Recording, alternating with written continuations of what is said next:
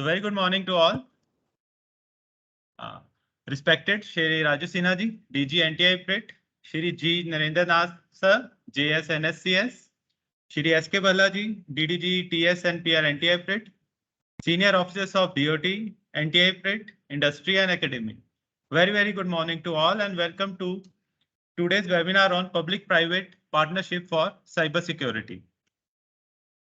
In today's webinar, we will be having 4 sessions. First session will be on the national perspective on public-private collaboration and would be taken by Shri G Narendranath ji, JS NSCS. Second session will be on role of CERT-in public-private collaboration and would be taken by Shri Ashutosh Bahuguna, who is a scientist in CERT-in. Third session would be on the public-private collaboration MNC perspective by Mastercard and taken by Sh Yash Vartak from Mastercard. And last and fourth session would be on the international experience sharing in public-private collaboration by Colonel Sh Dheeraj retired Director PwC. It is to inform that Shri Raju Sinha, DDG NTIPRIT had to visit President House today for some official work and could not attend this event. So with the permission of the chair, we would like to start this webinar. I request Shri SK Bhalla, DDG TS and PR, who have always encouraged and guided us to do webinars on such topics, to give their welcome address. Thank you, Vishal. Dear expert speakers of this webinar, participants from DOT, other government organizations, industry, academia, ladies and gentlemen. On behalf of National Telecommunication Institute, a very good morning and heartiest welcome to you all. Dear participants, the mantra of success in a vibrant democracy like ours is the participation of people in the growth process, and cybersecurity is no exception. The government strives its best to leverage the expertise of public and private sector, synergize their contributions towards a robust, safe, and secure cyberspace. Cybersecurity of a nation requires coordination, cooperation, and collaboration among all stakeholders. Disrupting cyber criminals and dismantling the attack infrastructure is a joint responsibility that requires strong, trusted relationships between public and private organizations. By breaking down the barriers between private and public agencies, we will be able to make significant progress in achieving the very ambitious goal of reducing and mitigating cybersecurity threats globally. Developing partnerships between government authorities, infrastructure owners, and operators is a way to help ensure the availability and stability of critical information infrastructure in the country. This partnership may be for supply of trusted equipment, software development for e-governance or defense needs, network deployments, capacity building, managed service solutions, including collaborative research projects. Partnership between government and industry also helps them exchange vital information about security threats and vulnerabilities, and such additional insight can certainly improve their ability to manage risks. Today's webinar is an effort to bring awareness about the public-private initiatives in the field of cybersecurity. National Security Council Secretariat, Government of India has the pivotal role in defining policy and strategy for cybersecurity. We are very fortunate that today in this webinar, Shri G Narendranath, Joint Secretary NSCS, is with us for his talk on national perspective on public-private collaboration. Welcome, sir, and I hope that your session will be very informative and useful for all of us. Most of us know that CERT-in plays a vital role in strengthening the cybersecurity posture of our country. Shri Ashutosh, a very senior expert from CERT-in, will enlighten us about the role played by CERT-in.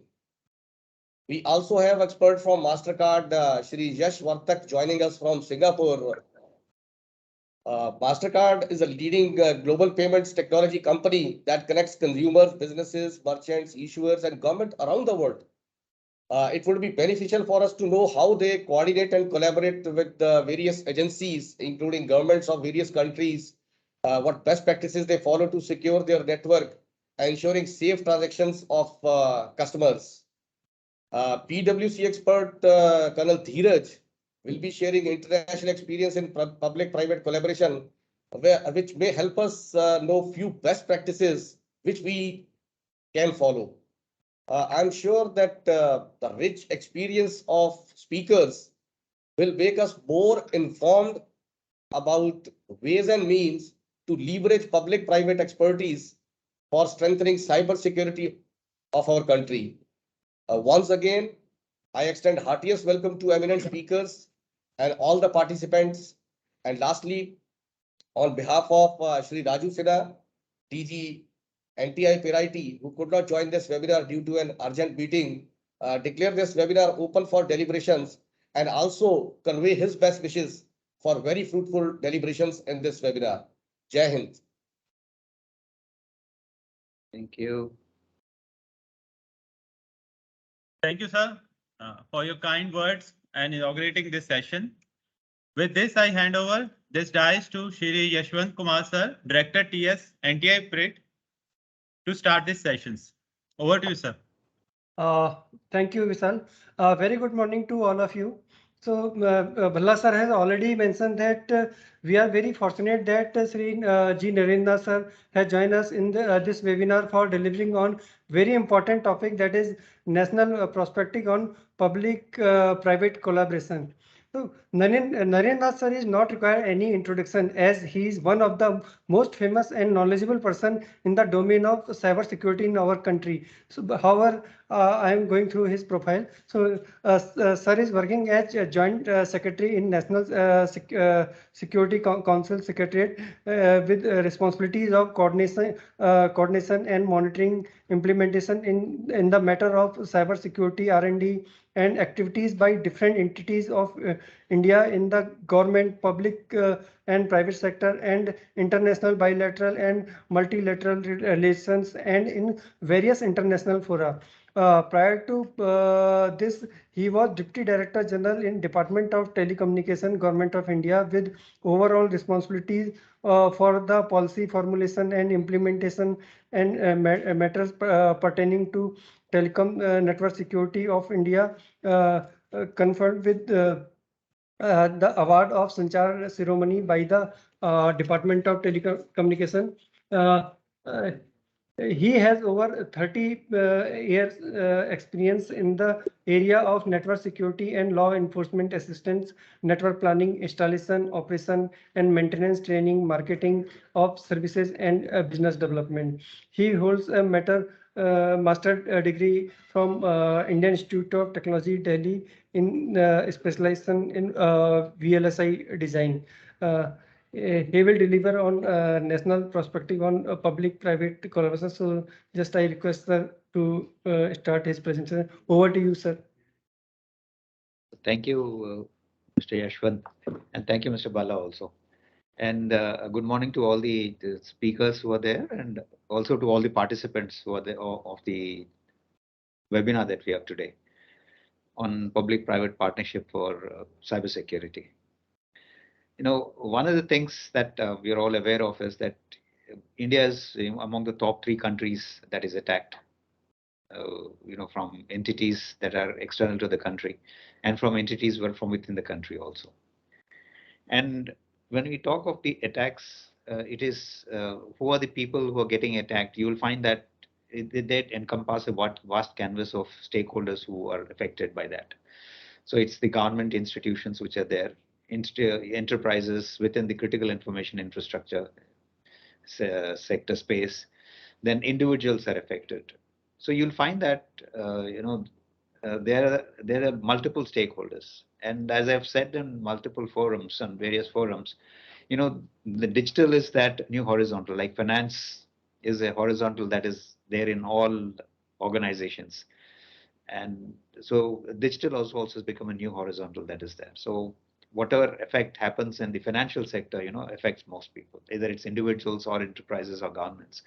Similarly, in the digital sphere also, anything malicious happens, you find that it affects multiple stakeholders, and virtually nowadays you'll find that bulk of the environment is affected by that.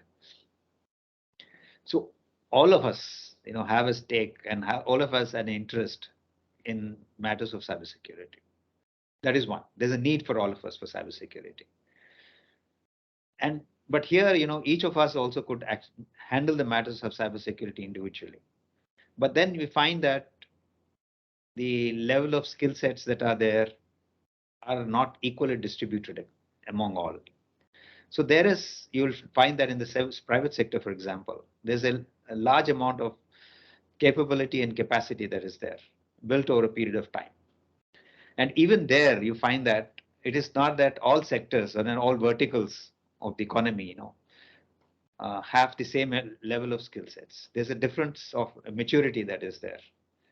And this is something, I've also told in other forums that, for example, if you take the banking and financial sector, you'll find that there's a higher level of maturity there than you would say, for example, any other sector.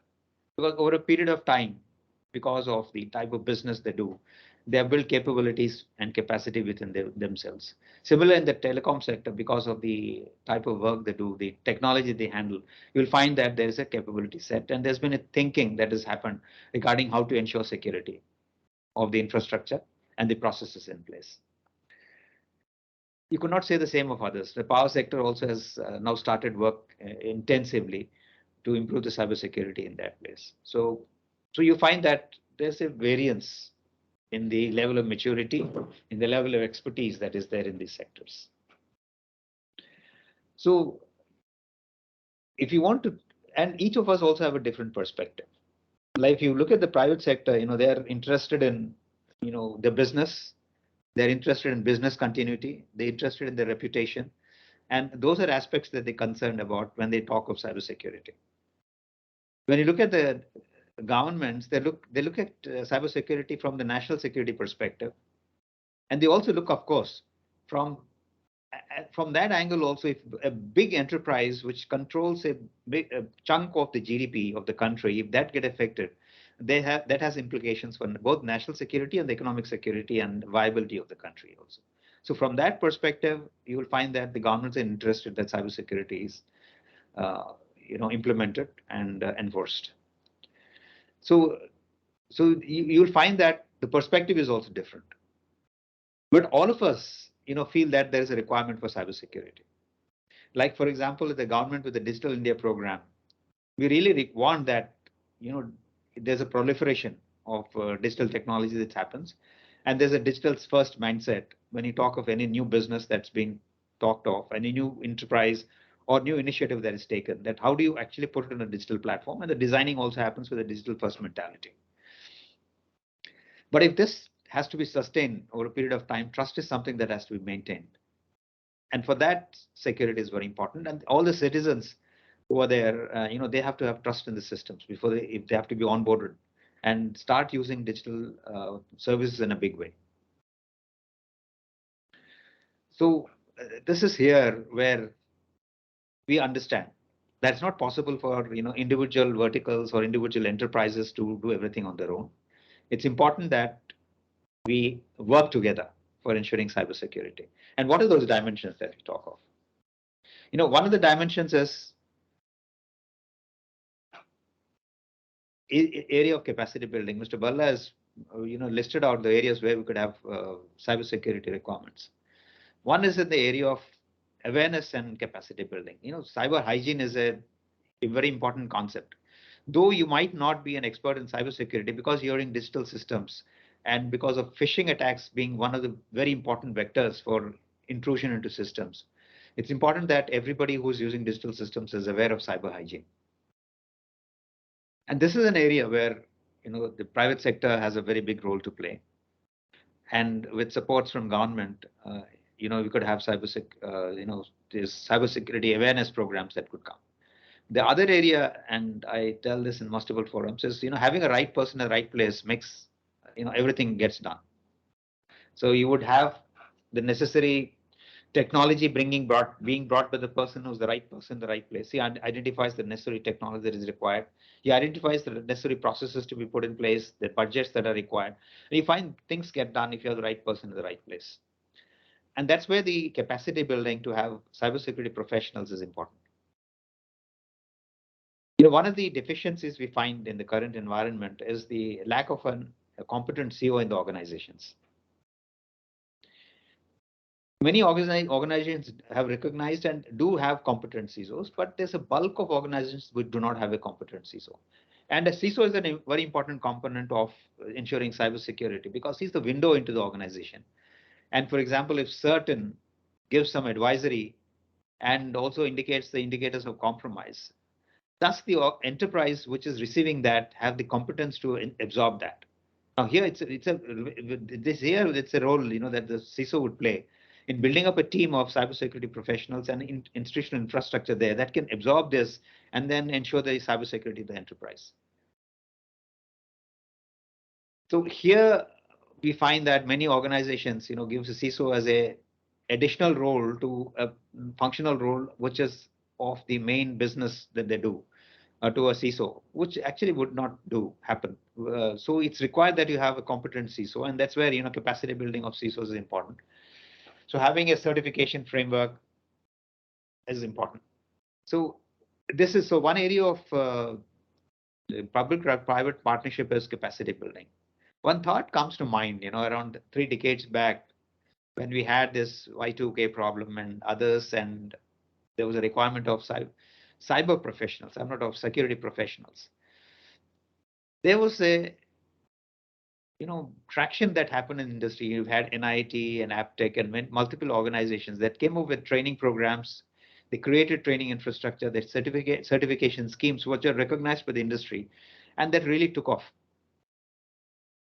Something like that, the type of traction that happened like that has to happen now with cybersecurity also.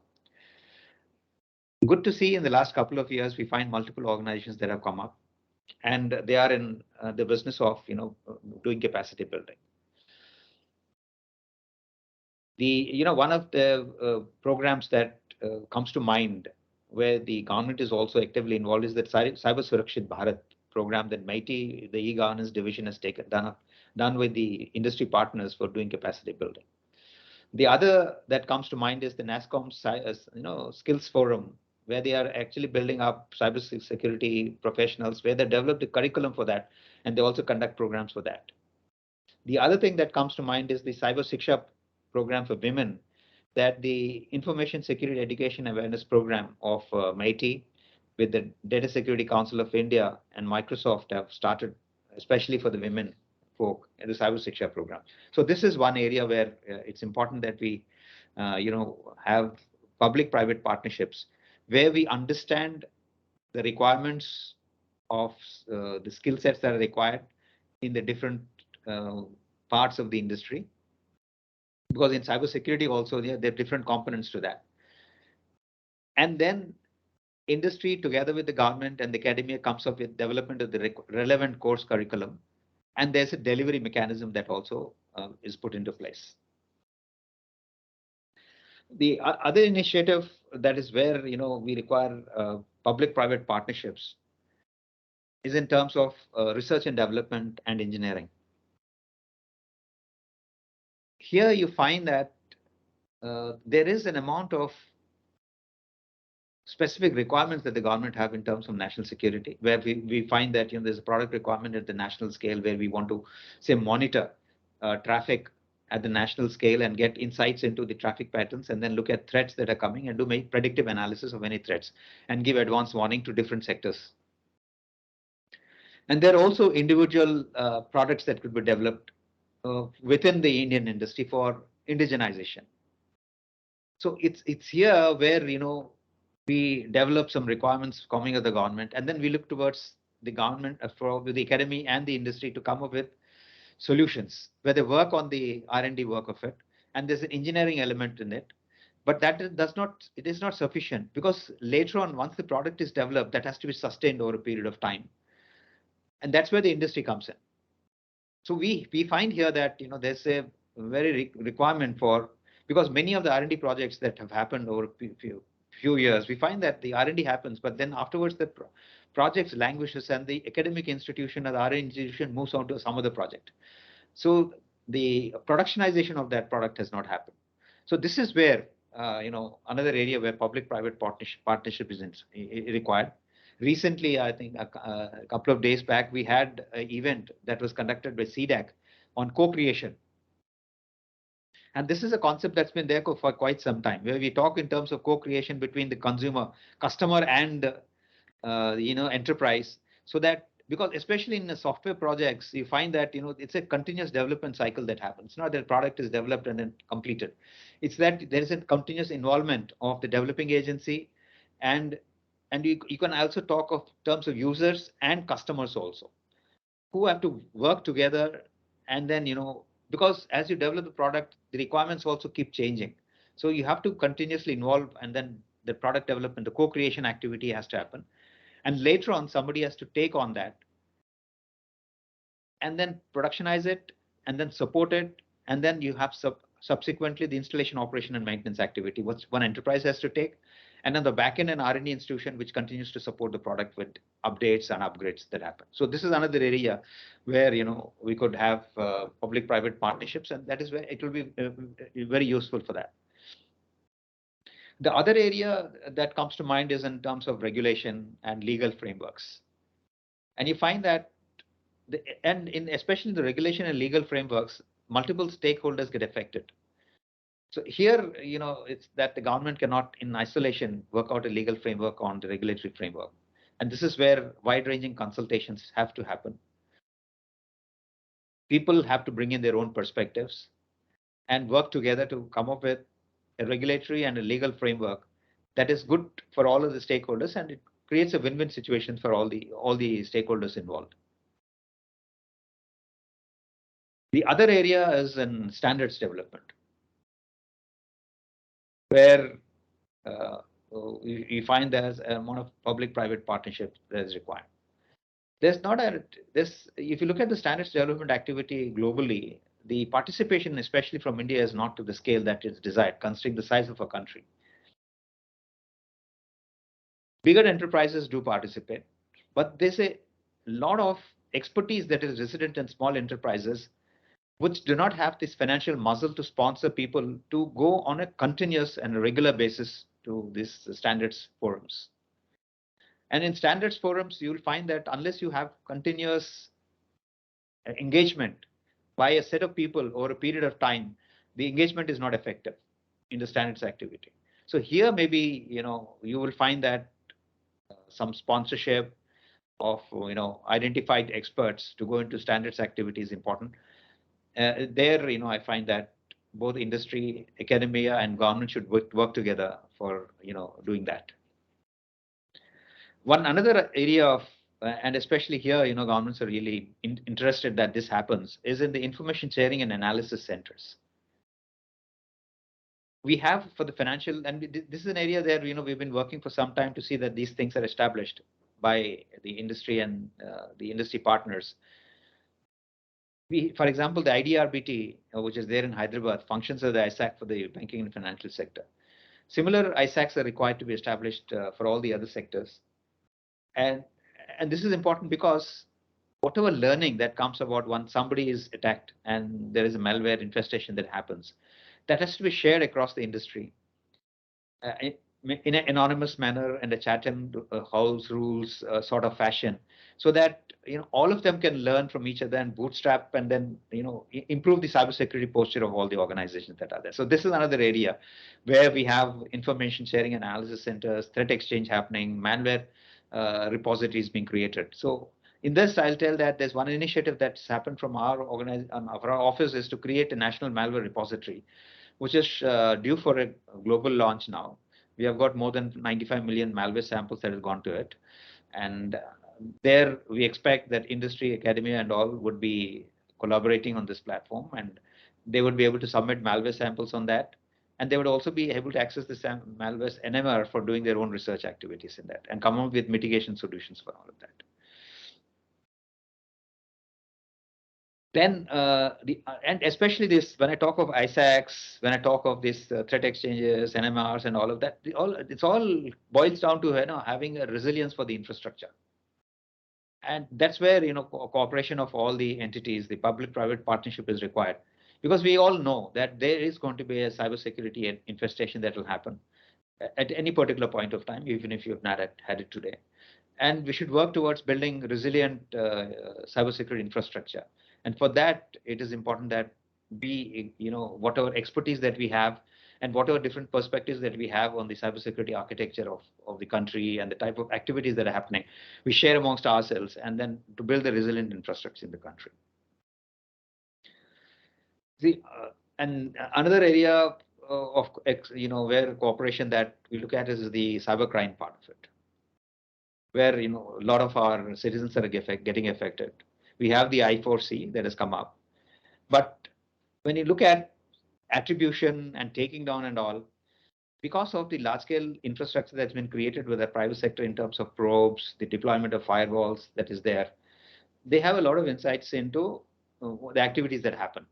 So if, for example, attribution has to happen and a takedown has to happen, it's required. But the private sector does not have the legal authority to go into that mode. They could point out, they could give pointers, but finally the authority lies with sovereign governments to do that and entities that have got the power to do that.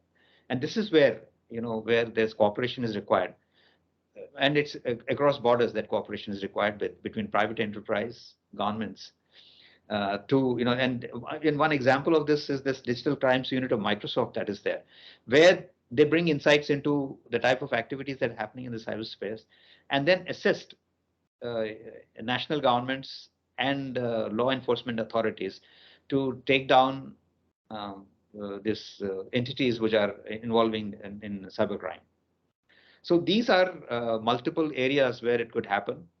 And from our office, we fund a lot of R&D projects. We reach out to people.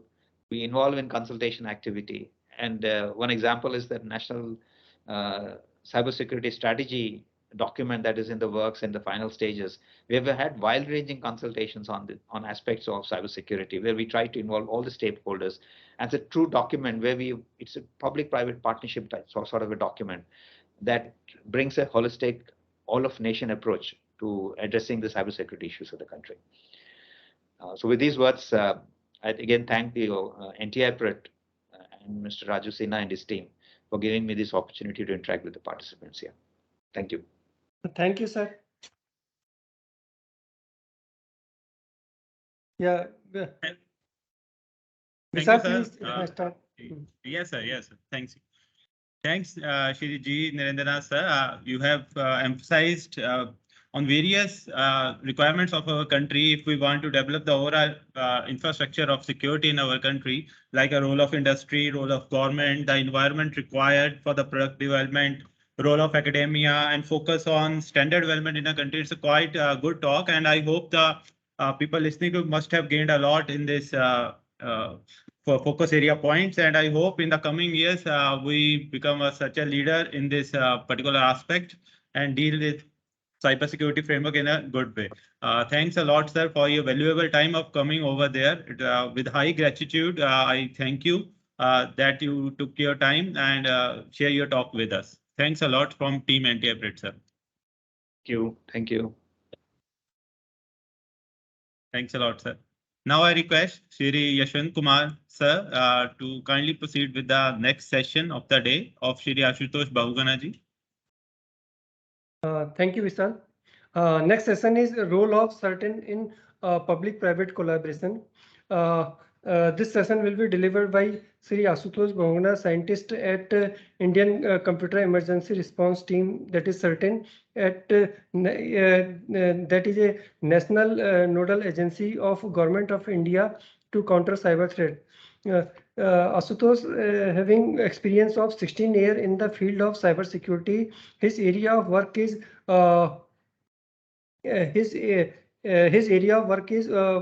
focused on cyber security assurance, benchmarking, international and national cyber security exercises, national cyber crisis management framework, behavioral aspects of cyber security, ICS and OT security, application of data science in cyber security and security assessment.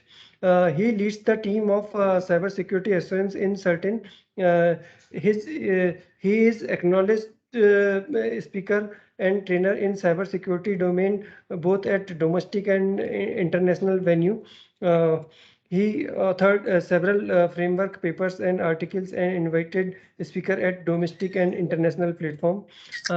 Now I request to Ashutosh Bahuguna to give his presentation. Over to you, Ashutosh.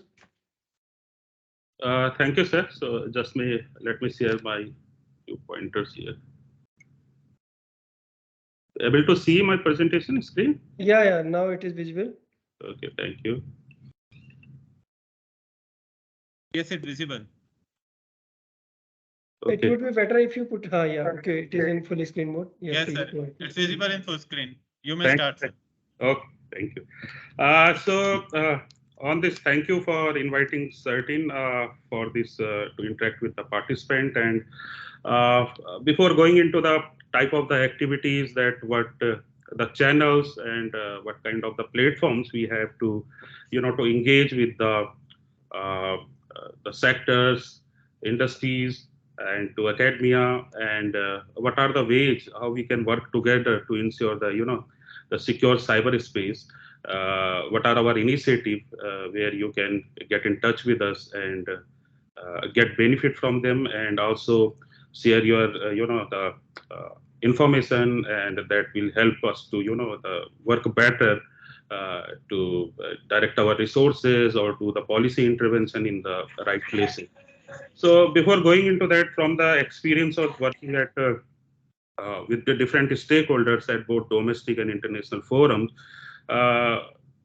when we work as a, when there is a different sector and different conflicting interests sometimes, so what are the ways to, and what are the obstacles and opportunity for us to come together, and how we can work together? So from that, I have listed a few points, key observation, what we learned from our experience. The first thing is the setting up the, in any of the information sharing or working together, and when there is a cross sector and between the partners, the first thing is to come up with the clear objectives, and those objectives should have a consideration for priorities and interest of the stakeholders. So let's say in the incident sharing, incident reporting, why an entity should report the incident? Can it be voluntary if it is not mandated by the law? So they set up a clear objective like building the situational awareness for a sector, or the public trust in that particular sector and services, what is offered by that business and that community.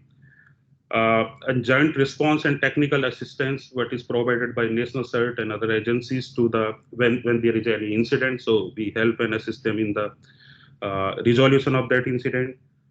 If there is any legal requirements, then they are complying with that legal requirement. And if that incident become a crisis, or there is a need of the crisis communication across the stakeholders, or there is a need of a public messaging, then at that time, definitely that the CERT and the entity come together, and we synchronize our messaging and communication to build that trust and to control the damage what is done by the incident or the crisis situation. So basically, why we are setting up the objective as the first thing is that सभी को नमस्ते, जय देश योग। सबसे Okay. पहले तो आप सभी को 36 घंटे का मौन व्रत और निर्जल मौन व्रत पूरा होने की बधाई। बहुत अच्छे सब लोग किए। सबसे अच्छा मुझे मित्र sorry. I think someone's. Okay. Sorry for interruption, sir. Someone's mic got on. Apologies on that. Okay, no. So we have to take the benefit when we are working. So we cannot think of only our benefits, but we have to respect and understand our, the priorities and benefit of our partners. That is the first thing when we are setting up any program in the collaborative nature, and where we have to come together. And then now where the things and trends are going on is that the attempts are done to convert the cyber security. So till now there is a kind of the hesitation in this thing. The cyber security is kind of the burden, or is it's not bringing that benefits. What is the return of investment and things like that. So there is a work and the what we can say that the thematic studies are going on to translating the cyber security into the business interest. So can that happen? Yes, I mean from the studies, but we have seen that investment and the work done and in the collaborative model, of course, that can be converted into the the interest, business interest, which may be the priority for the sector industry. So and for the academia, if we are provide data, of course, that a lot of data is generated and their research interest, their development interest can be fulfilled. So doing in the cybersecurity is translated into the benefits, and those benefits are proved by doing such activity. The third point want to share is that there is sometimes challenges between organizations because of the lack of understanding what can be shared and what cannot be shared. So the data itself related to cybersecurity incident or the advisory or alerts we define it in the sensitive. If we cannot send, let's say that we mark something as a sensitive, can we share the non-sensitive data? That may be easy for us to collaborate and work together. And in some cases, even not a non-sensitive data, can we share not a complete details of the incident or a cybersecurity event, but can we share the indicators of compromise, the technical artifacts, let's say the malicious IP address, or let's say the malicious hash of the file. It's easy to share. So we are not sharing from where it comes, but at least we can share, okay, these are the malicious campaign in the cyber domain, and these are the artifacts, these are the indicators, which you have to be careful. So instead of going to complete victim details, how incident happened, some level of that information can be easily shared. So building that path of the cooperation and sharing is the first to start with the what can be easily shared. So we have to think of that. I think the IOCs, indicators of the compromise, are the first things, or indicators of the attacks are the easy things to share, the first thing to share to start with. And when slowly we build the trust with each other, then maybe we come up with the more details and more non-sensitive and sensitive information can be shared. On the trust, from the different discussion and understanding and looking at the global forums where there is a success stories that these collaborated platform in the like a supply chain, trust group in supply chain, or the content sharing database among which is initiated by industry, and it's a voluntary arrangement. There is not even a legal mandate, and it's working perfectly fine. And how that trust is built. So in different discussion and deliberation, it comes up, and we also understand is the trust as a concept is among, it's among people. So we may have a different instruments like the agreements and MOUs and the formal way of engaging with you, but ultimately it's the trust as a concept is among people. We have to sit across, understand each other priorities, give the proper acknowledgement of the things, and show the benefits that okay, this cooperation will bring this. So to translate that concept of the trust, which is among the between the people, we have to bring it between the sectors, or we can say between the institutions. So that's important to understand. So people are the core in all these activities, and from the formal way, we have to land into that. Ashutosh ji, Yes, sir. Sorry to interrupt. I think your presentation is not moving. It's stagnant on first slide only. Okay. The presentation part I will move. Yeah, so now it's yeah. Okay. So and I was just then there in this presentation only this I mean the CERT and the channels I am going to discuss that I think I will do in the 5 minutes or so. Okay. Yeah. So trust as a concept I was coming up, and how that is built. So we have to take care of the very minus details in consideration, and that is the obstacle also in the sharing. If that the mutual trust is not built, so the three things which needs to be kept in mind whenever we are initiating such channels is the building the confidence whether the information is used correctly, as we are saying. So if the partners are saying what is decided and what is the objective, the information is used only for that purpose. It is properly safeguarded and classified as per the understood protocols, such as the traffic light protocol or the encryptions or the digital signature we use. And the most important, it's not exploited. If you will not respect those things in any of the agreement, and if you will not work towards these things, removing these things in that cooperative model, then that may erode the trust and have a negative impact on that. So what is happening in the Indian Computer Emergency Response Team? What we do is basically these 5 pillars we divide our activities.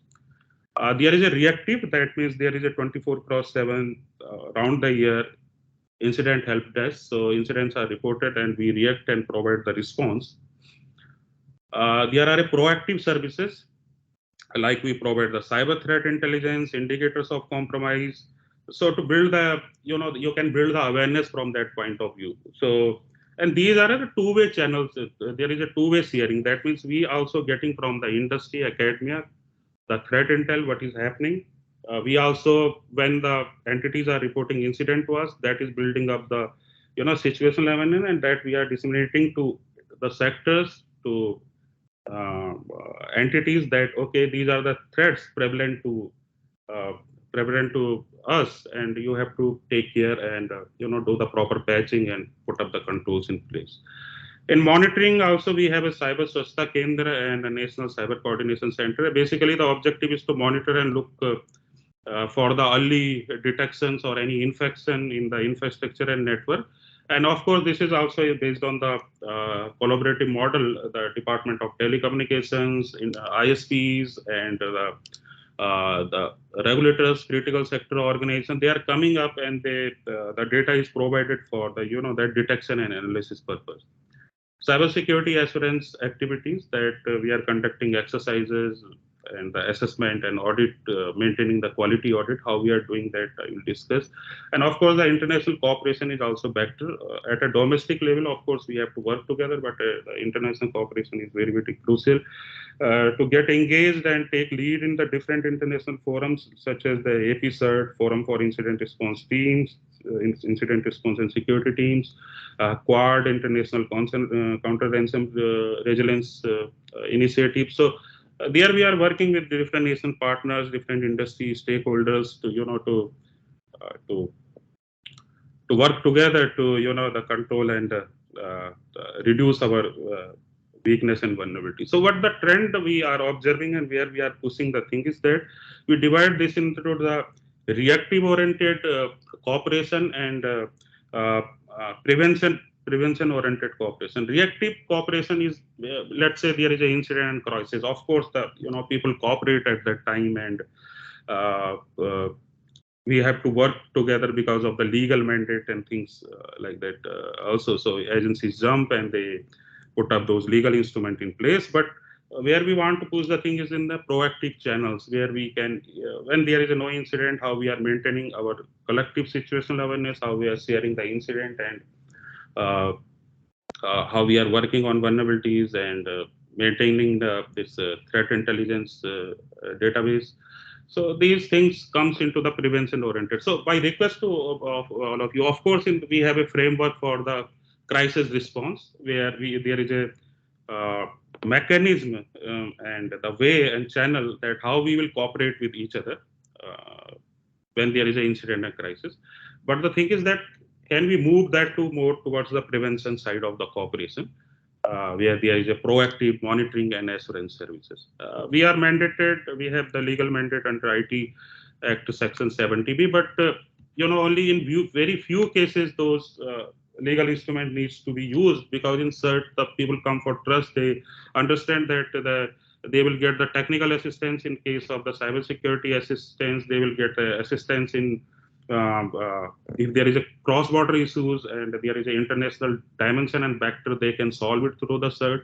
So even they come voluntary for for the this thing for the sharing the incident and resolution. And started coming into the prevention proactive services also. So those are the channels. So the acts in under 70B, they define our functions in area of incident, and then we have a dedicated IT rules that this is a certain manner of performing function and duties. So they give us the constituency, Indian cyber community, and functioning is on 24-hour basis. And if you look at the stakeholders, we have to get engaged. And this is as per rule that we have to get engaged with the intermediaries, internet registry, domain registrar, industry, vendor, information technology products, including security products and services, academic research and development. This is the way already laid down in the the act and rules for us to get engaged. So that is thought of. And in section 11.2, the cooperation collaboration, the certain shall collaborate with organizations within a country and outside country also in area in protecting and responding to cyber security incident basically, and engage in collection of intelligence in general, law enforcement, investigation, forensic analysis, and the academia, industry, service provider. We also get engaged with the researcher individuals and group of individuals, researchers who are working in the cybersecurity domain. So we have those channels. So these are the ways in which, quickly you can take off these services or get onboarded, get engaged with the service. First is the cybersecurity exercises and drills. So we started from the technical operational testing and this thing, but today exercises we used as a for the trust building instrument. So when we play together, we exercise together, it builds trust amongst the industry. We understand each other's priorities, and we know that it's important. Otherwise, this is the crisis we cannot deal if we act in silos. So not only at a domestic front, but international front. Recently, we conducted exercise for 36 countries, and that helped us. The objective was not to assess how they are doing, but objective was to build trust and work exercise together. So trust building, joint response, and prevention-oriented cooperation is this instrument. So where you can engage with us. We already conducted around 70 exercises involving more than 900 organizations. So you are very welcome to get engaged with our programs and play together with us. Then we are doing the quality cybersecurity audits and vulnerability landscape mapping. What we have done is that we have more than 140 organizations impaneled for information security auditing organization, and on the quarterly basis they are submitting the data, what kind of the vulnerabilities, what kind of observations are there in country. So when 150 organizations, those companies are doing the assessment across the India, and they are coming up, okay, these are the key factor of vulnerability what we observed. So one of the key factor I tell you, which is coming up repeatedly, is that the lack of the lack of secure coding and design in the application. So we understand, okay, there we have to do the intervention. That is working in two ways, and that helping us to reduce that exposure. So such an intervention is done by when we are working together. They are in our panel, they are our technical arms. You go do the assessments, give us the quarterly input. Okay, there the things are wrong. We need to do the correction. And there is a Cyber Sachita Kendra, botnet cleaning center, where the DOT, ISP, antivirus companies, academia are there. So, you can get onboarded, and it's basically the detection of if there is any infection, malware, botnet in your network. So we alert you if you expose your public IP addresses to certain. So that's how we work together. Responsible Vulnerability Disclosure Program and CB Numbering Authority. So that means if there is a vulnerability in your product, your services, this thing, we can work together before disclosing it into the public to find out the solution, to find out the patch. And that's the Responsible Vulnerability Disclosure Program of CERT-in. We can work together to patch those vulnerability. And we are also a CNA, that's a CB Numbering Authority. That's the international arrangement. So for India and Indian products and services, the CERT-in can assign those international identification number for vulnerability. And cyber threat intelligence and open source intelligence exchange, we have a platform and many, the voluntary, the organization from impanel list, from our MOUs and industry partners, they are sharing a lot of intelligence with us, and we are also sharing with them, and that help us to, build and intervene at that point of time. If you look at the vulnerabilities and the time, the vulnerability we need to patch up, uh, uh, there is a today there is a vulnerability overload on organization. So you cannot patch the number of vulnerability release in a day. So there is a coming up the vulnerability prioritization. So can we say that, okay, these vulnerabilities are exploited and can we prioritize them? Okay, can you do these 10 things first? But how that can be done? Only when there is a joint situational awareness, joint information sharing and working together with each other. So we have also active MOUs with the countries and industry partners. We are doing cyber threat intelligence indicators, curating and sharing with partners. These are at an international level and different forums. So that knowledge and we jointly can take, and those benefits and that can be exchanged with you all once you are interacting with through those channels. So there is also an intent in our website, and if you are interested in collaboration in any manner, then there is a dedicated email ID, collaboration@certin.org.in, and we want you to come forward and work with us in the cybersecurity domain. So this is the intent is listed there, collaboration and engaging with certain intent. So that's from my side. I think those resources and these things are available. This one was important. Other services, all the uh, to get engaged in other services and work together, there is a, you can write out to the main help desk and they will put it to the appropriate team. But also, if you look for this document, give you the clear path how we can work together.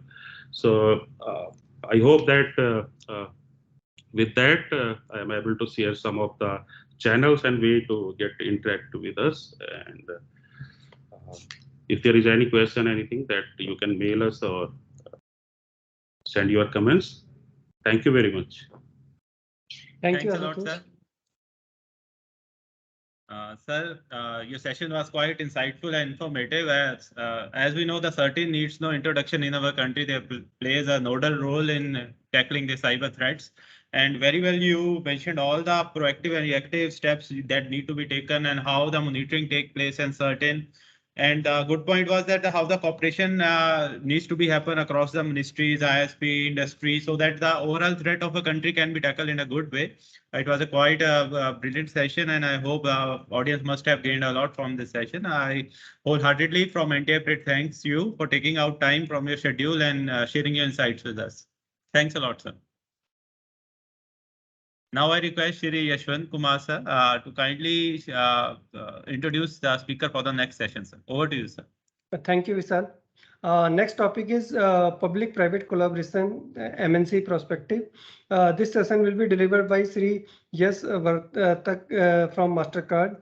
He is based in Singapore, seasoned cybersecurity professional with 17 years experience in multiple security domain like cloud security, setting up security operations center, audit and compliance, identity and access management, managed security service, offensive security, and application and data security. Before taking on this current role at Mastercard, he has worked in various senior cybersecurity role with Micro Focus, Oracle, IBM, HP, and HPE and Accenture. So now I requested to Sri Yash to give his presentation. Over to you, Mr. Yash. Your voice is not coming, so I think your mic is off. Yeah. Is it better now? Thanks, sir. Yeah, it is. Thanks for my introduction. And before I begin, I would like to thank Narendranath ji and Ashutosh ji for their insightful presentations. That was really great to hear them sharing their experiences and sharing their vast knowledge within this forum. So let me take so thanks a lot for introducing me. So let me do one thing without going further. Let me just skip few slides because I literally had a couple of introduction slides in there. So let me share that one. Let me minimize that and let me share that. So 1 second. Am I? Yeah. Okay. I'll skip the slide since Yashwant has already introduced me. So before I begin, like, let me talk a little bit on third party and why third parties typically bring risk to you. Mr. What Yes, those? have you shared your PPT? So it is Yes, I not have. visible. It is not It's not visible. visible. Okay, let me try to Vishal, do it now. PPT is May I visible? share from my end? So I No, can I can also do share. that. I can do that. Okay, Let please, me share that. please. Yeah. Sure. So is it can you see my Yeah, no, presentation no, now? no, it is visible. Yeah. Yeah. Please go ahead. Okay. Yes. Sorry about that. So let me just skip the slide. Mm, So okay. Thanks a lot. So here, let me speak a bit about what exactly third parties are, third party risk management, and why exactly we should be bothered about it. So let's just take example of the meeting that we are on. This is a meeting that's happening on Microsoft Teams. So Microsoft Teams is neither a Government of India product or neither a Mastercard product. We are technically using a third party product to interact or to store or work with data. Just out of curiosity, if I check the forum out here, almost everyone, if not everyone, 90% of the people on this forum would be using WhatsApp in some way or other. Like, it could be as simple things as like communicating with your colleagues or family. So technically, these third parties have become a part of your ecosystem. And when a breach in or a data incident occurs in these third parties, it is affecting you. And again, like, third parties are becoming a crucial way in which we interact with the system. Like, gone are the days when we could just build our own infrastructure, IT infrastructure, and stay happy with it. Like, every company, every modern enterprise today is dependent on third parties, even without knowing them. So let's quickly have a look at what exactly is happening in the industry, and like how the transformation is happening. And we did see this transformation evolving even more rapidly when it came to COVID, and like when the pandemic happened. So typically, when we started off, like the early ecosystem was, people used to build their own systems. Like, people used to buy servers, typically install operating systems on there, build application servers, install databases, build applications around that, and whole of IT was built into the enterprise, built within the boundaries of enterprise. As things started progressing, like, we started interacting digitally with more and more services. And this interaction, while could have been through API, through network protocols, or some way or other, like, we did interact with different systems.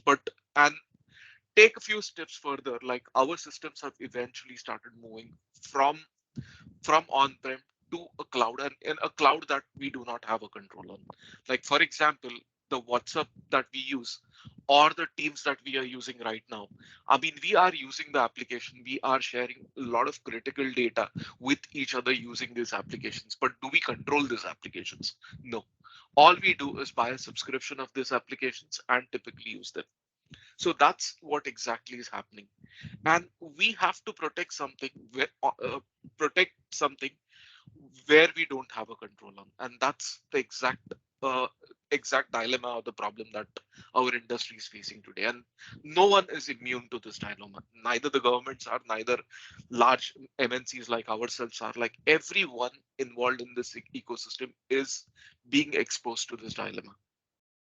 So before I go a little further, like, I would like to talk a bit more on what exactly is security, and why different approaches in which we can secure something. So when I'm talking about security, I would want you to imagine two parts to it. One is the sanitization part of it, and one is the immunization part of it.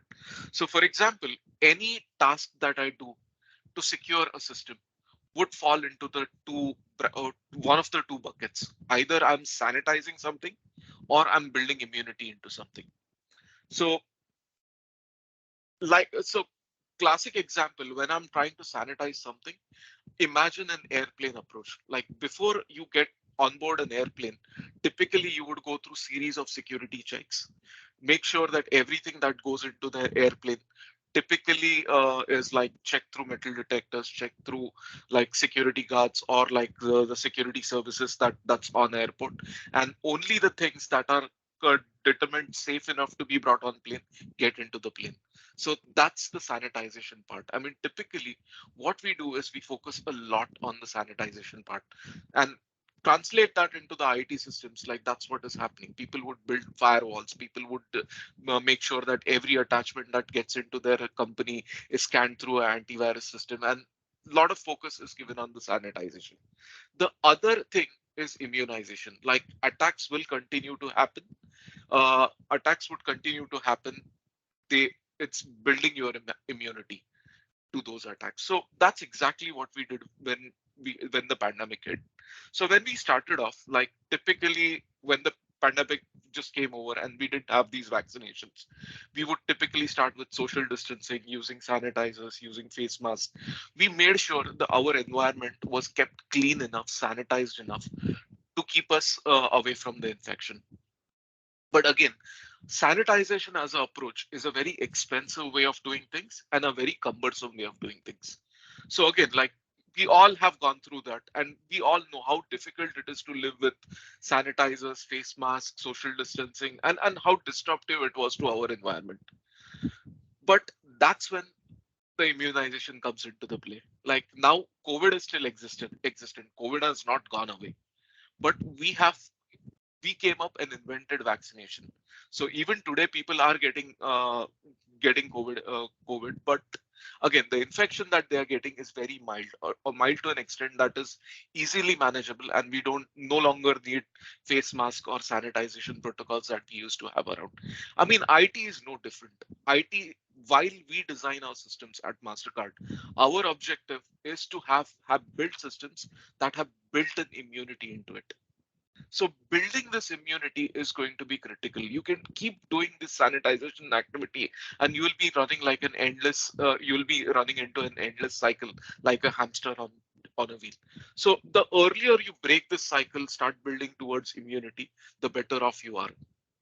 So classic example, how many of, so while you're using WhatsApp or probably while you're using Facebook on your phone or on your device, does Facebook ever care about whether your device is patched, whether your device is running latest version of Windows or Android or things like those? Obviously don't. Like, in fact, they don't even have an ability to check whether what device you're watching or enforce this.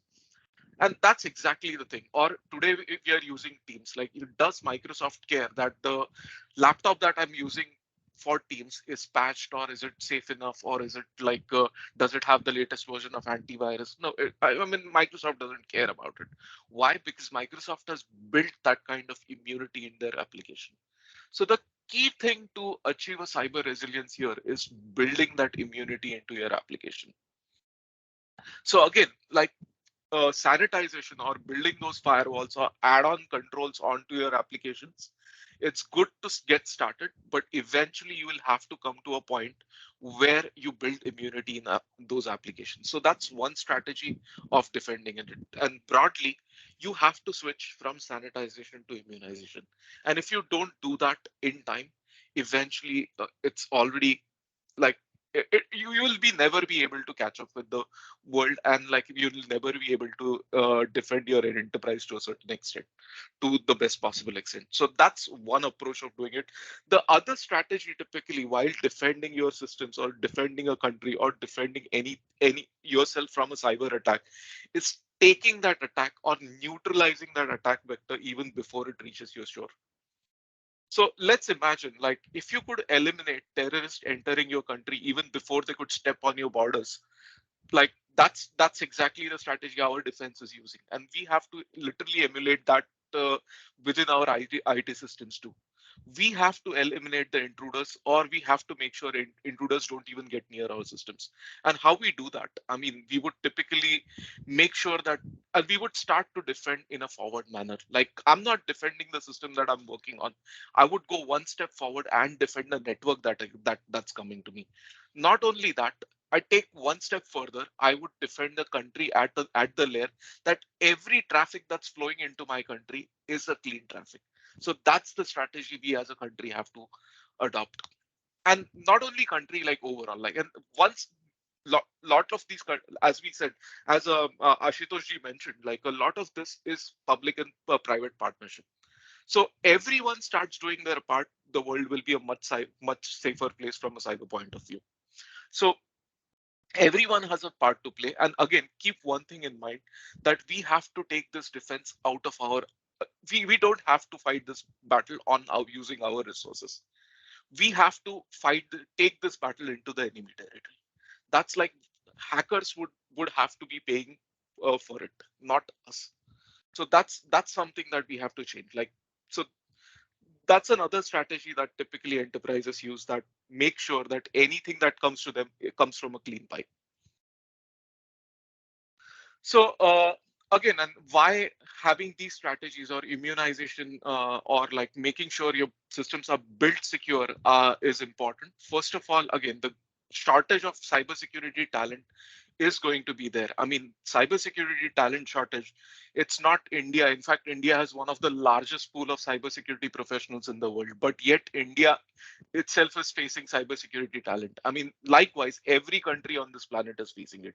I mean, every country that I travel to on my business assignments, I do hear the same thing. Like, there is a shortage of cybersecurity talent. And in fact, in that place, I would say India is at a much better state, because we have way more number of cybersecurity professionals than any country around on the planet.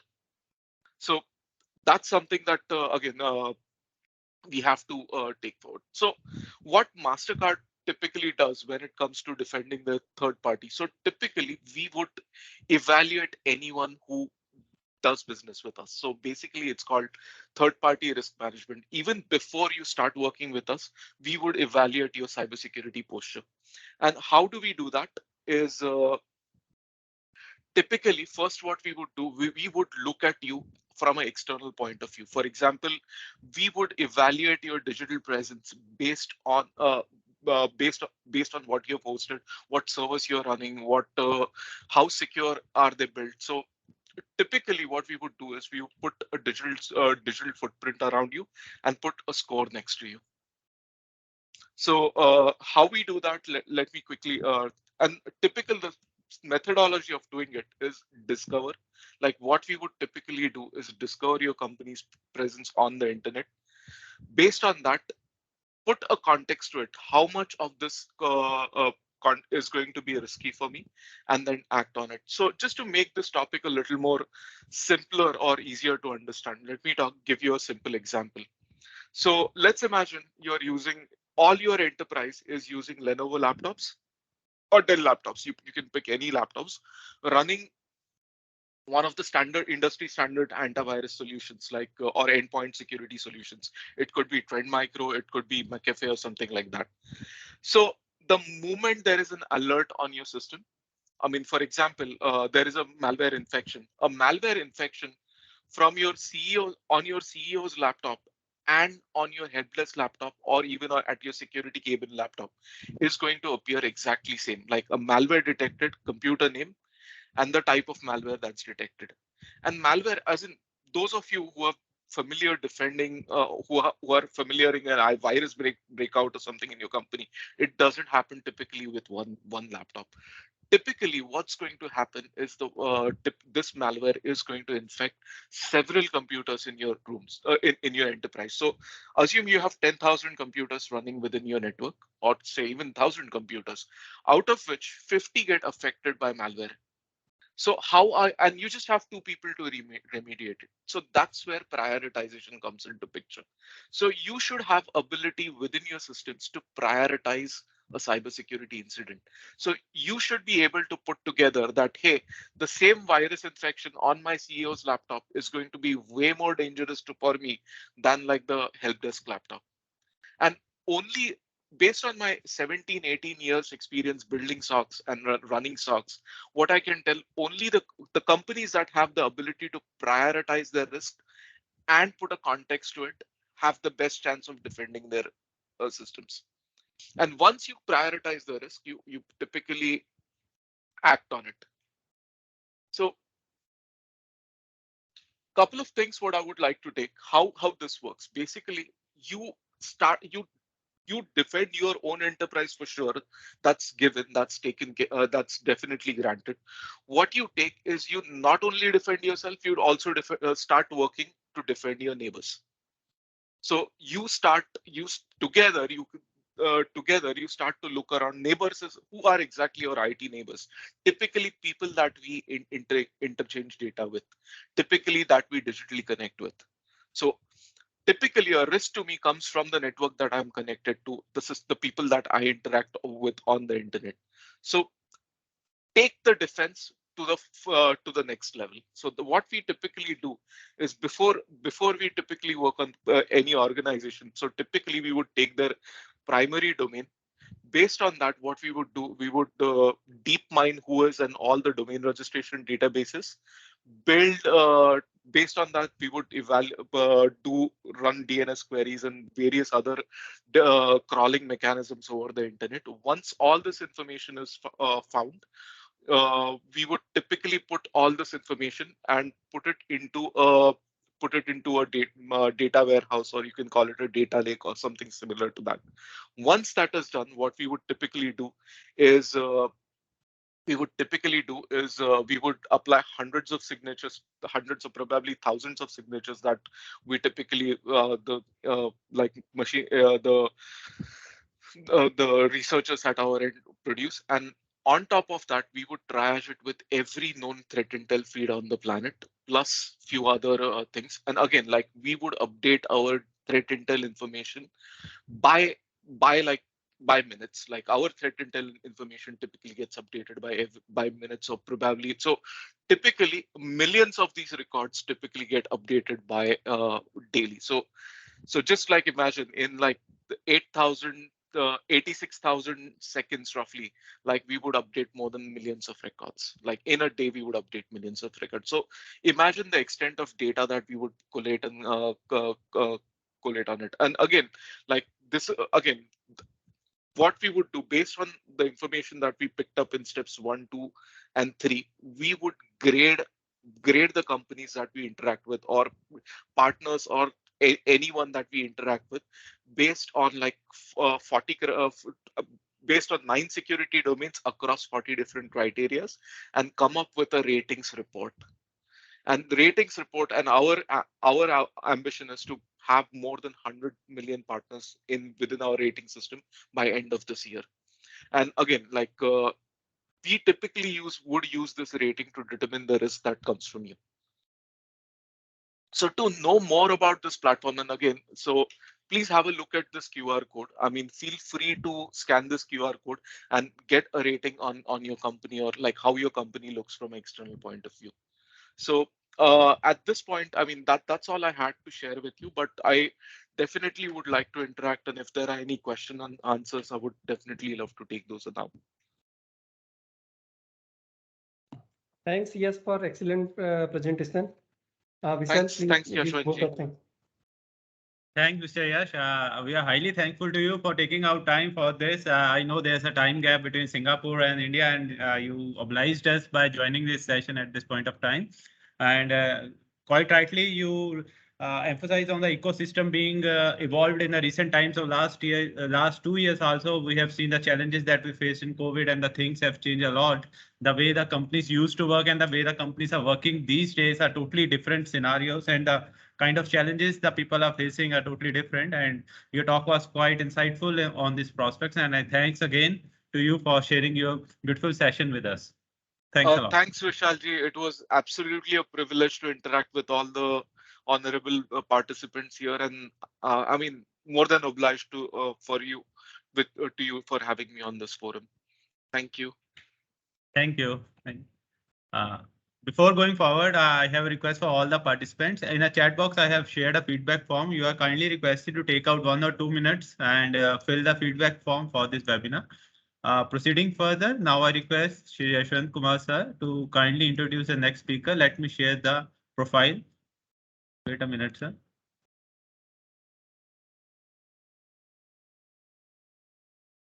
Yes, sir. Over to you, sir. I hope it's visible. Yeah, profile is not. Yeah. Okay. Yeah. Thanks, Vishal. Next topic is international experience sharing in public-private collaboration. This session will be delivered by Colonel Dheeraj Kaushal, Director in PwC. So Dheeraj joined the PwC India as Director in 2021. Prior to PwC, Dheeraj was with the Indian Army for 28 years and has rich experience of leading strategic initiatives in cyber security operations and cyber behavior transformation. He has cross-domain experience in greenfield communication network rollout, spectrum management, EMI and EMC test and evaluation, and AI ML. Now I request to Dheeraj to give his presentation. Over to you, Mr. Dheeraj. Thank you, sir. I'll just share my presentation. Am I audible? Yeah, you Yes, are sir, you are audible. audible.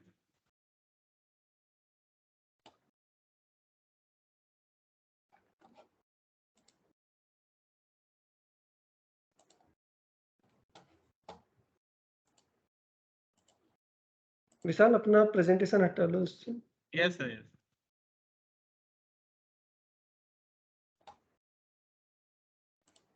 I'm sorry, just take some time. Just give me No a issue, no issue, please. No issue, sir. Take your time.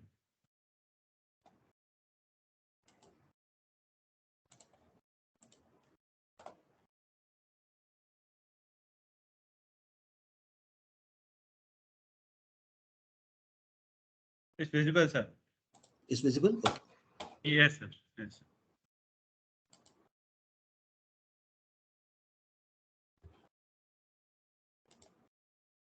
Okay, thank you so much to the organizers for giving me this opportunity and to be in the midst of such a forum with so much of experience. And being the last speaker, typically, you plan for, a little bit being short of time. So that is what I will do. I try to, wrap up in time. Being the last speaker also gives you the privilege of adding, one or two words in your presentation. So, though I was to speak on international experience sharing in public-private collaboration, I noticed that from the invite to the final discussion, it has migrated. Narendranath ji, he spoke about various ideas. From partnership, we went on to collaboration. And then Ashutosh ji, he spoke about trust models. And then we moved on to cooperation. And finally, Yash has told us, that trust no one, especially third parties. So the question which came to my mind was, I think the essential question today is how to build trust in the age of zero trust. That perhaps is the critical question that we should debate. But I will take a traditional approach. I will go back from the PPP model and see historically why PPPs were invented.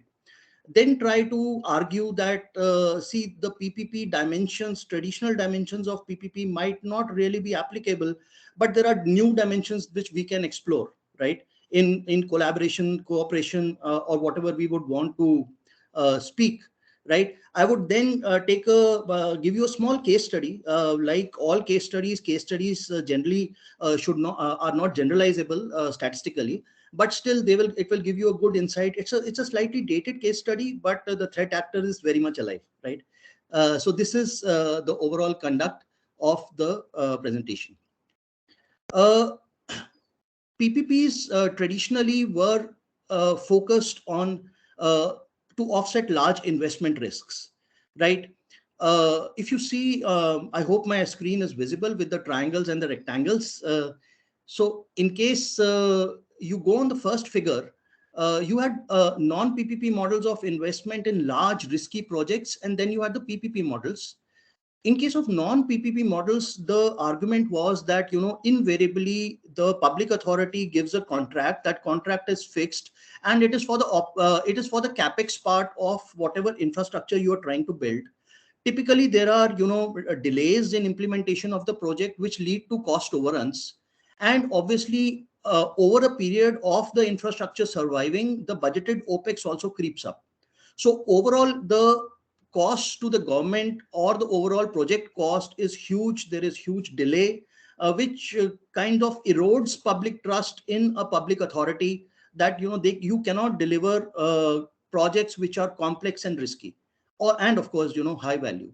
We came to the PPP models where it was thought that, okay, let us build a model where we transfer the risk of both investment as well as operational risks to experts, or who have more, let me put it this way, skin in the game, so that even if the OPEX, the CAPEX is slightly higher initially, there will be limited delay, limited cost overrun, and over the period of the infrastructure surviving, the cost will be recovered, and there will be a much better return of investment to the citizen, who's the primary stakeholder here.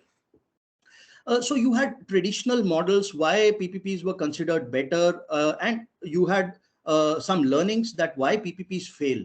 Right, PPPs typically failed when you had very, very large expenditure. The projects were extremely complex, or the PPP vehicle or the PPP contracts themselves were very, very complex, where there were legal problems, right, so on and so forth. So these are some of the dimensions in which traditional PPPs operate. So the question is that, can we have PPP in cybersecurity, right?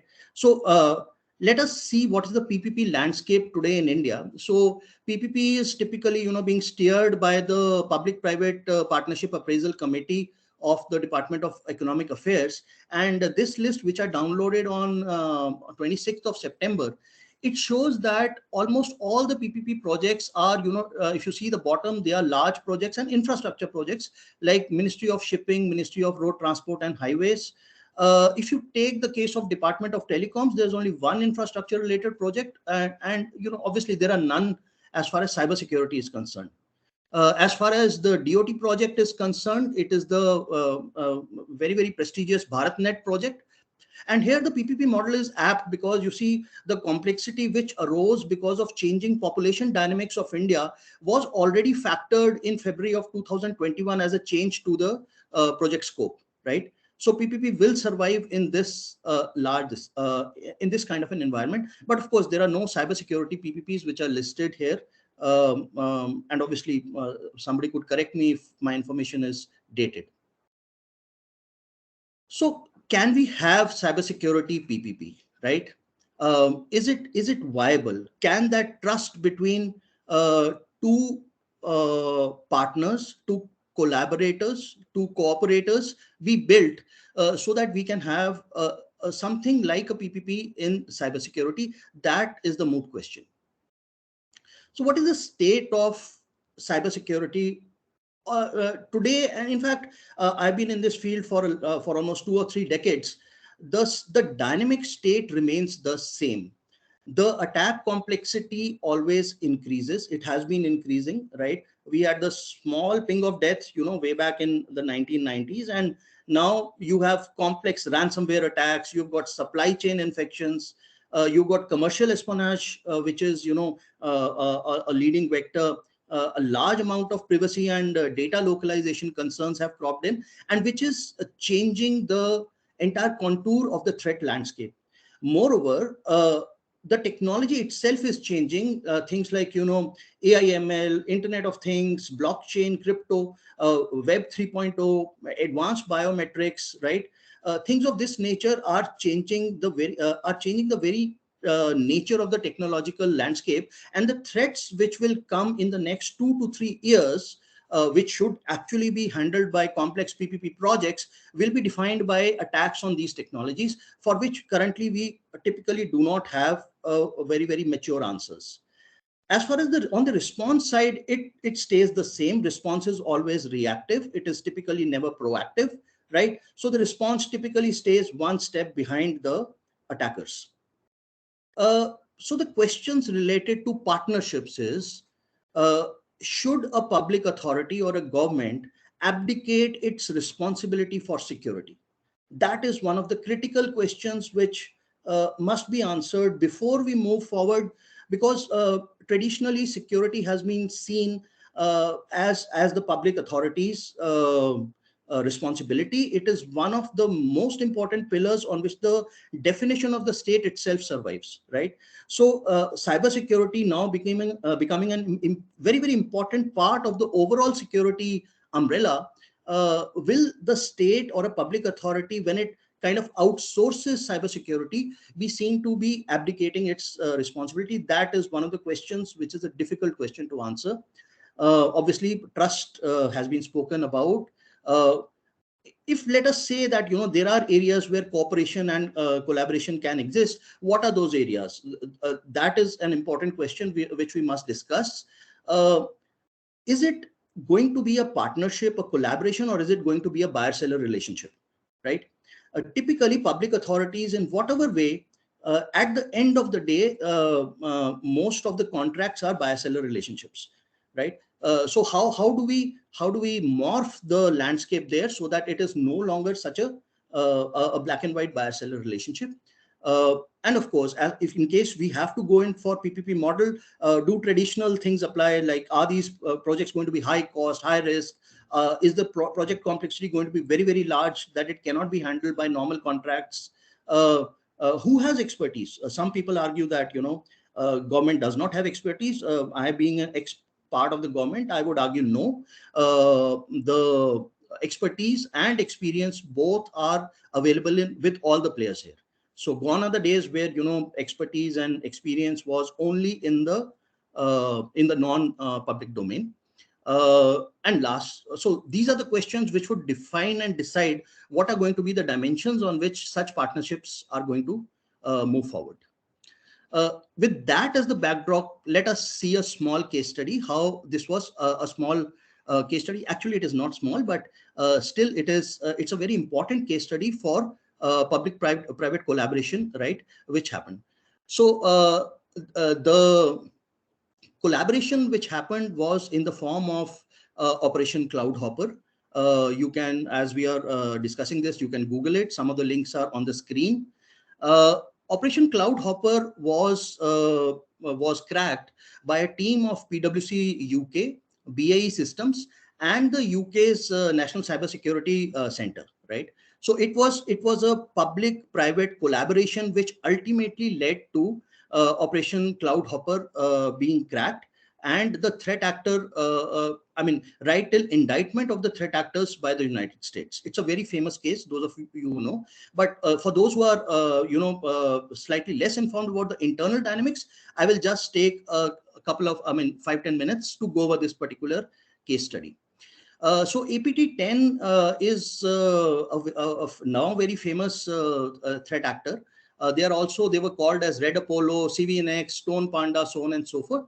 They were primarily focused on espionage, and they were used to target intellectual property of the government, and typically the US government and US government contractors, right? PwC UK observed that this threat actor became they were active from the late 2010, 11, 12, 13, but not in this particular form. But in 2016, they become very, very active. And basically, they were using a large number of dynamic DNS domains for their operations. And their modus operandi was essentially to infect the managed service providers. So managed service providers, I'll not take names of companies. These were companies who were kind of giving IT services to and they were acting like what Yash said. They were third parties of those days. And they typically use cloud infrastructure. And from those cloud infrastructure, they used to give IT administration services to their customers. So typically with one MSP, you would find thousands and thousands of customers. And the MSP being responsible for IT administration, they would have privileged access over the clients' networks and their devices. So what APT10 used to do, APT10 used to kind of establish a foothold, and once they get foothold on the managed service provider, then they would exfiltrate and expand their infection to the customers, and many of the times these customers were defense contractors or very, very sensitive organizations, typically in the United States and Japan, because that was the focus. India, of course, as I later say, India has been kind of alleged to be one of the target countries for this particular threat actor. PwC UK, using their analytics basically of the compile time of the binaries and also the time when the domains were registered, they I will show you in the next slide. They were able to find out that typically these operations are happen when China is having a working day. So that is why the attribution was statistical, and it was alleged that APT10 is a China-based threat actor. And using volumetric and temporal analysis and the behavioral analysis of the threat actor individuals, they were able to point out that the number of people who are actually working for this threat actor is very, very large, right? So this was the background of Operation Cloud Hopper. This was the typical modus operandi. APT10, as I said, they used to infect the managed IT service providers. From there, there were some common areas from where they used to spread the infection to the client infrastructure. In the client infrastructure, they used to scan for data of interest, typically, information which is related to intellectual property and which is sensitive. And then they would kind of encrypt this data and exfiltrate it back through the MSP back to their own servers. The number of servers and domains is in the thousands, right? And on the lower right side, if you can see this small graph, this shows the temporal correlation graph, how events related to the threat actor were mapped. And because of this time analysis, it was found that the threat actor becomes, typically active when it's working time in China. And I'll try to skip this slide, but essentially it says, what are the technical vectors which was used by the threat actor basically for, it's a typical cyber operation for recce, for targeting, for establishing foothold, lateral movement, maintaining presence on the machines, and then exfiltrating. Only thing that the volumes we are talking about here was huge. When this story broke out in the US and in the West, most of the companies, they refused to act on the information provided, right? That is the first marker where PPP comes in, right? Firstly, there was no method for people who had knowledge of this attack going on, sharing this knowledge. Secondly, even if the companies or government institutions who were under attack, even if they knew that they were under attack, they were very, very kind of reticent to share that, they are under attack. So that is where cooperation and collaboration became a very, very important dimension on this, on defeating this particular threat actor. This collaboration happened by the UK's National Cybersecurity Centre coming out with the Cyber Incident Response Framework. This Cyber Incident Response Framework and later the Cybersecurity Information Sharing Partnership gives out the legal, the procedural dimensions in which or under which such information sharing can happen. So we had Ashutosh ji telling us about similar mechanisms which are available to us. But this was one of the first use of this particular platform by PwC UK. So PwC UK, what they did was they utilized the CIR platform for information sharing with multiple agencies, both in the public space and in the private space. And the organizations which were reticent in sharing information, once they've started receiving something which was very, very good and valuable to them, they started reciprocating. So the entire ecosystem has grown, right? The crux of solving this particular cyber campaign, like all cyber campaigns, was technical, and it was the teams of BAE, the National Cybersecurity Centre of UK, and PwC UK. Their threat intelligence team and the incident response team, they collaborated. So they were able to, there was a kind of a vicious a virtuous cycle with the TI team informing the IR team doing the analysis, again coming back to the TI team again getting new evidence, and this cycle led to an expanding base of knowledge which was shared industry-wide. It was shared with the international partners, that is UK to US, to Australia, possibly to India also, right? And, ultimately it led to indictment of the threat actor. Now, what the CIR platform and the CSI platform it does is it kind of grades the private sector entities. So on the lower right hand side, you can see the certificate, which is, PwC UK has been given this certificate that yes, they are a valued partner of the NCSC. And because of them being a valued partner, they have to adhere to a set of behaviors. And the value add which comes to PwC UK is firstly, of course, the prestige. And secondly, when you are blind, your neighbor might be watching you, right? Like Yash brought out, right? In the army, we call it mutual support, right? So your platoon gets fire support from the neighboring platoon. So obviously that is a big value add for individual companies, and overall the government gains because you see the entire ecosystem is becoming much secure, and the return on investment on digital technologies, which Narendranath ji was talking about, that is protected. And that multiplier effect is actually giving a dividend to the citizen, which is the ultimate objective for all of us, right? I came across this case study when we were discussing with Richard Horn, who's the PwC partner in UK, and he shared some of these things. But whatever I have shared is from the open source and open domain. There are one of the problems in sharing initiatives on cyber is that a lot of NDAs are in place, and we cannot, many organizations, they are doing wonderful work in the public-private space, but they cannot share because of those restrictions. I had to, most of you will not be able to see the slide, but the title is enough. I had to take it verbatim from the UK's cyber intelligence sharing platform. And this is the clause number 8, which is commitment to public and private partnership. All the ideas that we talked about today are contained in this document, and it is public policy, and available. It is publicly available for everybody to accept and adhere. So finally, it's a question of how to establish trust in a zero trust environment.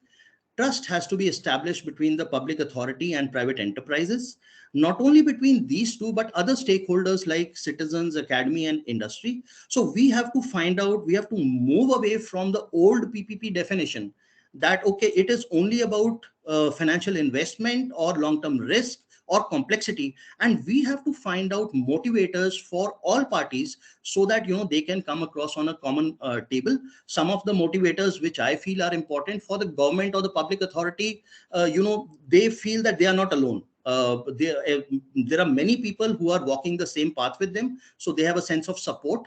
They get a sense of trust that many of the parties are actually helping them.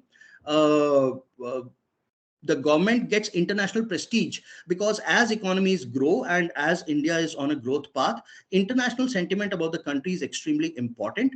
And to showcase international leadership and resilience in the cyber domain, government has to kind of enable initiatives which create a very strong cyber foundation and give the country international prestige. So that is one of the motivators for the government side. For the private side, they get a feeling that, okay, we are not alone, so there is safety in numbers. They feel that we are stakeholders in nation building, which they are, but in the cyber domain. So they get a sense of belongingness to the ecosystem, which in India is actually very strong. Like our inputs for the forthcoming national cybersecurity strategy, that was talked about by Narendranath ji. And for enterprises, there's a kind of a competition, right? That we will find the solution and we will get recognized as, whatever, gold partners for cyber or gold PPP partners, something like that. And last is, for people, and this is very important, for people who are driving this change, this gives a sense of prestige. So these are some of the motivation factors or the dimensions on which PPP can be, if not partnerships, at least cooperations can be built. And finally, it can lead to, there are so many areas which have already been elucidated by all the speakers. So I'll not, this thing again. And we must also not forget here partnership with the humble citizen. Individuals are important. There are individuals in this field who are stars in their own right. So partnerships with even individuals could be thought of as the next step beyond just collaboration or cooperation between public authorities and private enterprises. That is all. Thank you so much for this opportunity to share my thoughts with you, and I'll end it there. Thanks, Colonel Dheeraj.